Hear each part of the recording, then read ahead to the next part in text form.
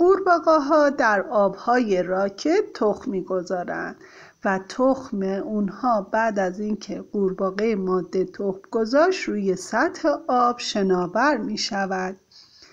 تعدادی از اونها از بین میرن و تعداد دیگری زنده میمونن و از تخم بیرون میان.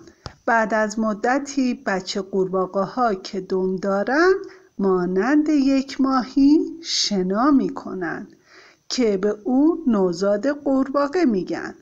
دم داره بچه‌ها و مانند یک ماهی شنا میکنه.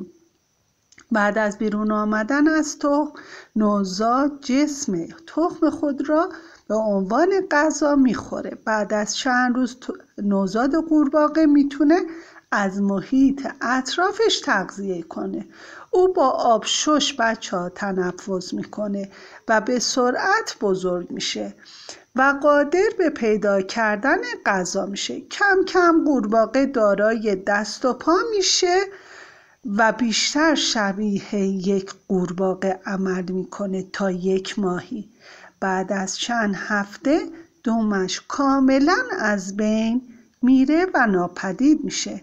دست و پای قورباغه بلندتر و قویتر میشن و با شش تنفس میکنن. قورباغه‌های بزرگ گروهی زندگی میکنن. اونها داخل آب میرن و دوباره تخم میگذارن و بچه‌ها دوباره قورباغه‌های جدیدی به وجود میان.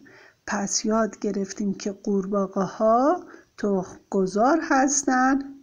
اول با آبشش و بعد با شش تنفس میکنن و بزرگ و بزرگتر میشن. دست و پاشون بعد از مدتی در میاد. بچه‌ها خوب این فیلم رو نگاه کنید تا متوجه شید.